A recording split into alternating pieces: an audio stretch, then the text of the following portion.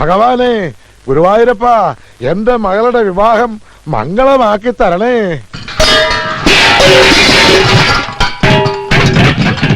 ഇവിടെ വലിച്ചു വാരിയിടാനല്ല പറഞ്ഞത്. ആർക്കും ഒന്നിലും ഒരു ശ്രദ്ധയും ഇല്ല. തനിയൊന്നേ വരുന്നേ. താനാണോ ഇവിടുത്തെ ദേഹണ്ണക്കാരൻ? അതെ. വീട്ടുമുറ്റത്ത് വെച്ചാണോ ദേഹണ്ണം? അല്ല, പിൻഭാഗത്താ. എന്നാ പിന്നെ വാചോടിച്ചിരിക്കാതെ ചെമ്പും കലവും ചട്ടവും എടുത്ത് അപ്പുറത്തോട്ട് വെക്കണോ? ഓഹോ.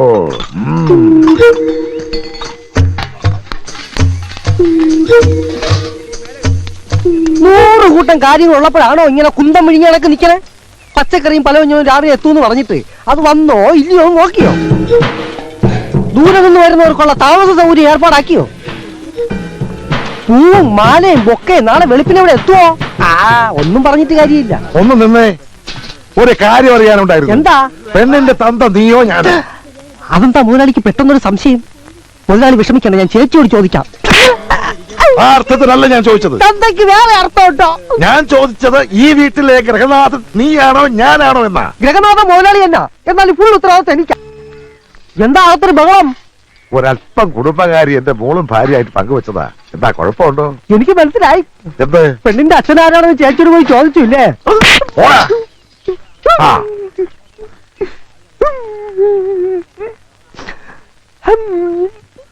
എടാ അച്ചുവേ, എന്റെ മകൾക്ക് ഇതെന്താ പറ്റി? കല്യാണം അടുക്കും തോറും മനസ്സിനകത്തൊരു ചാഞ്ചാട്ടം. ഇപ്പൊ കല്യാണം വേണ്ട വേണ്ട എന്നൊരു വാശി. ഇനിയിപ്പൊ പേടിച്ചിട്ടാണോ അതോ?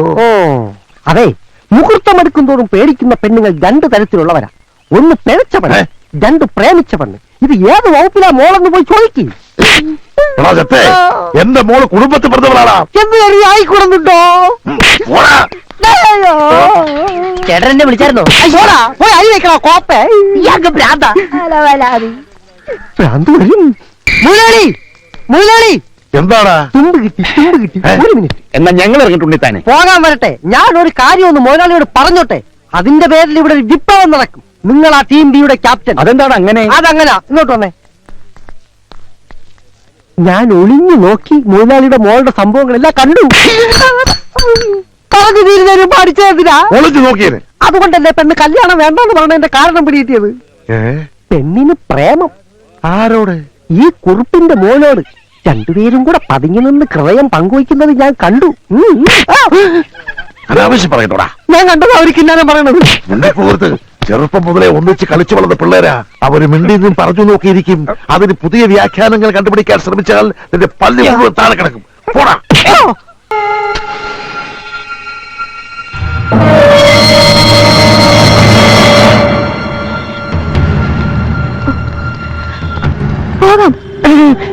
അയ്യോ,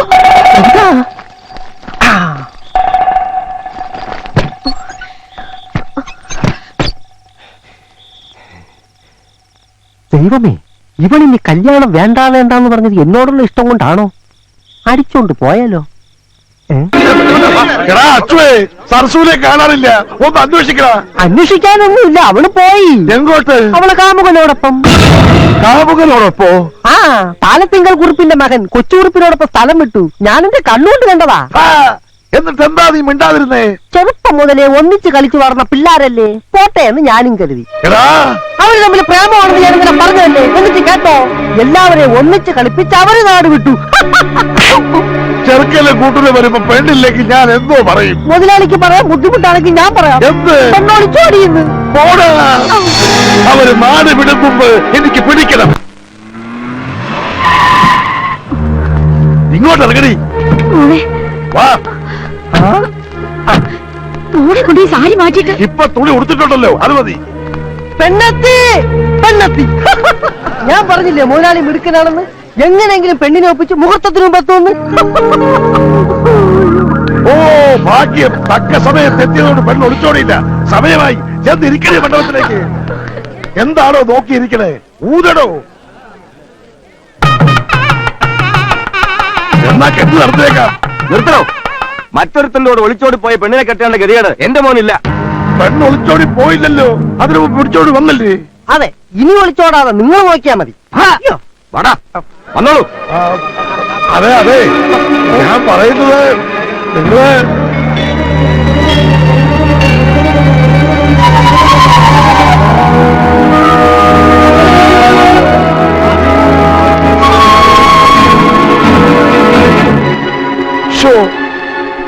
ഉണ്ണിത്താനെ താൻ കാണിച്ചത് വലിയ മണ്ടത്തരമായി പോയി. എന്റെ മോളെ കെട്ടാൻ പറഞ്ഞത് എന്താ മണ്ടത്തരം?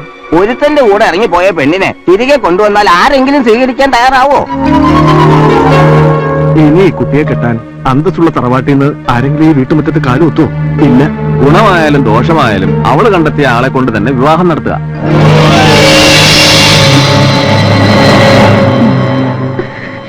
പാലത്തിങ്കൽ കുറിപ്പ് തറവാടിത്തത്തിൽ മുതലാളിയെക്കാളും ക്യാമനാ. ഇനി ഒന്നും ആലോചിക്കാനില്ല. ഈ മുഹൂർത്തത്തിൽ തന്നെ നടത്താൻ ശ്രമിക്കുക. എടുത്തുകാർ ഞാൻ അയാളുടെ തന്തയ്ക്ക് വിളിക്കുകയും ചെയ്തു. സാരമില്ല, മറുപടി ഉടനെ കിട്ടിയായിരുന്നു. അപ്പൊ കരണം പൊട്ടിയൊരെണ്ണം കിട്ടിയില്ലേ? അടിയ ചൂടെങ്ങനെ ഉണ്ടായിരുന്നു? ഇങ്ങനെ ഉണ്ടായിരുന്നു. നിന്ന് കരയാതെ വാടാ കുറുപ്പിന്റെ വീട്ടിലേക്ക്.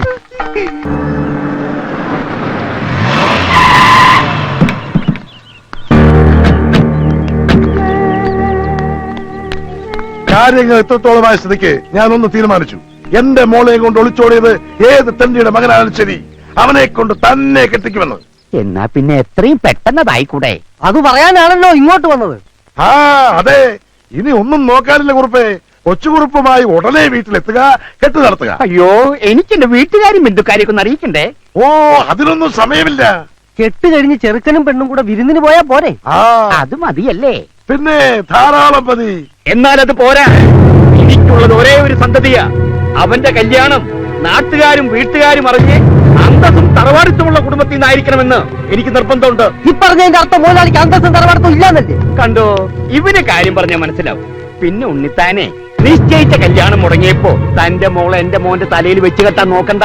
കല്യാണം മുടങ്ങിയതിന് ഉത്തരവാദി തന്റെ മോല.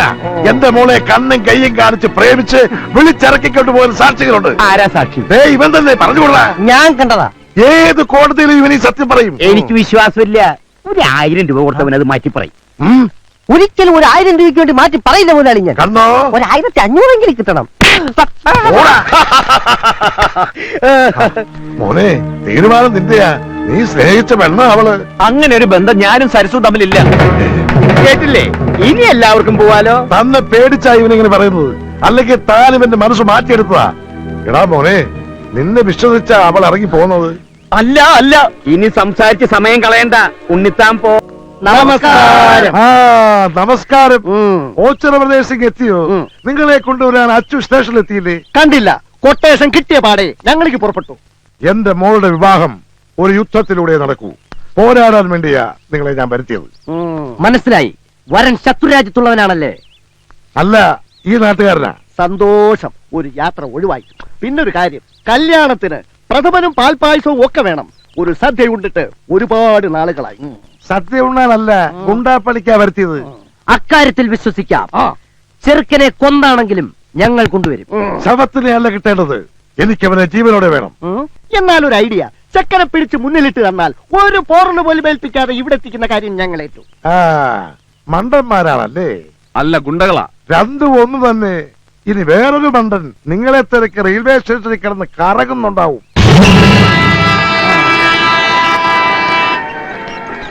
നിക്കണേ, ഓച്ചിറ പ്രദേശല്ലേ? അല്ല,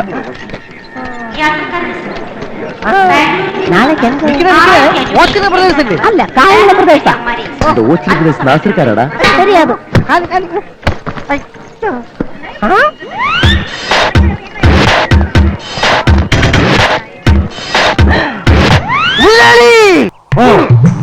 നോക്കണം. അകത്താരെങ്കിലും ഉണ്ടോ? ഇല്ല. ബാക്ക് സീറ്റിന്റെ അടിയിൽ നോക്ക്. നീ ഇത് എന്ത് ചെയ്യാ? ദേഹ പരിശോധന നടത്തുകയാ. കൂടെ പോയാ കുടത്തിൽ തപ്പണുണ്ടാണല്ലോ. മൊത്തം പരിശോധിച്ചു. ഡ്രൈവറല്ലാതെ വേറെ ആരുമില്ല. ഉണ്ണിത്താനെ, ഇനി പരിശോധിക്കാൻ എന്റെ അണ്ടർവെയറിന്റെ പോക്കറ്റ് ബാക്കിയുണ്ട്. വേണം. അയ്യോ വേണ്ട. എവിടെ? തൊട്ടുപോകരുത്. നീ വണ്ടി കയറണം മോനെ. മാറാ. അല്ല മുതലാളി, അതൊക്കെ എവിടെ?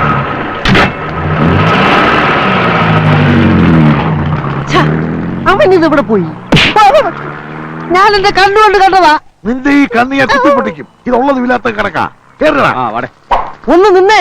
ഏ? അവനെ ഞാൻ കണ്ടുപിടിച്ചു. എവിടെ? വാ, നമുക്കൊരു സിനിമയ്ക്ക് പോവാം. എന്നെ ഒന്ന് പറയാൻ അനുവദിക്കൂ.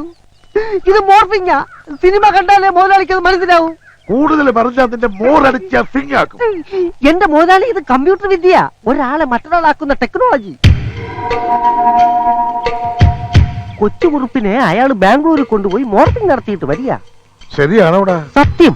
ഈ വിദ്യ ഉപയോഗിച്ച് എന്നെ വേണമെങ്കിൽ മോഹൻലാലാക്കാം, മുതലാളിയെ കുരങ്ങാക്കാം, കഴുതയാക്കാം. ഇപ്പോഴും അത് തന്നെ ആണല്ലോ. വിട്ടികളെ, നീ പറഞ്ഞ വിദ്യ ഉള്ളതാണോടാ? സത്യം ഉള്ളത് തന്നെയാ. പക്ഷേ ഇതെന്താണോ നീ നേരത്തെ പറയാത്ത? ബുദ്ധി ഇപ്പോഴല്ലേ വന്നേ. ഷോ പാവം, വെറുതെ തല്ലി. ആ കൊച്ചുകുറിപ്പിനെ കണ്ടില്ലല്ലോ. വരും മുതലാളി, വരും.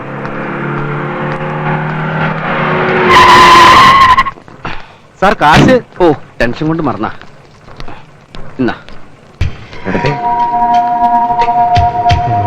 മോർഫിംഗ്.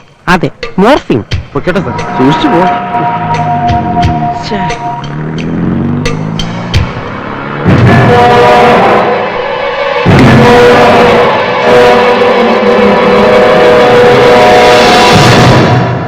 അവന്റെ മുഖം മൂടി വലിച്ച് കീറു മുതലാളി. അവിടെ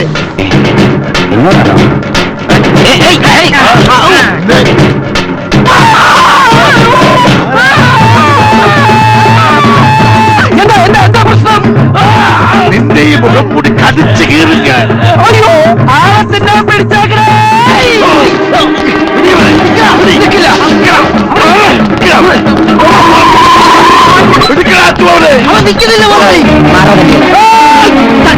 നോക്കി നിൽക്കാൻ അവരെ പിടിയറ വണ്ടികളെ.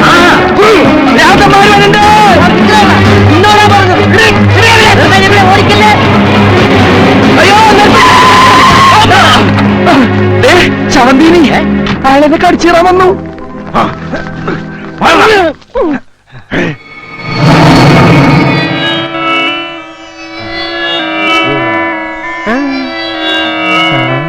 കളിച്ച് കളിച്ച് ഇയാൾ മേലുപദ്രവം തുടങ്ങിയോ? ആ, നീ വണ്ടി കയറ്, ഇറങ്ങി കാര്യം മുടക്കണ്ട. എങ്ങട് കല്യാണ ഡ്രസ് എടുക്കാൻ.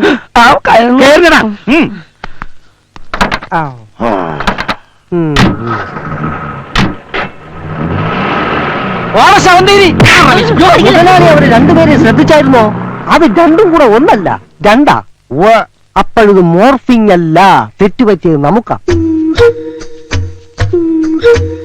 മുതലാളി, ഞാൻ നാന വായിച്ചെല്ലാം പഠിച്ചു. ഇതൊരു പുതിയ ടെക്നിക്കാണ്, ഒരാളെ രണ്ടാളാക്കി മാറ്റുന്ന വിദ്യ. ഇതിന് ക്ലോണിംഗ് എന്ന് പറയും. എന്താണ് ക്ലോണിംഗ്? ഇതിന് ക്ലോസിംഗ് എന്ന് പറയും. നിന്റെ ചാപ്റ്റർ ക്ലോസ്.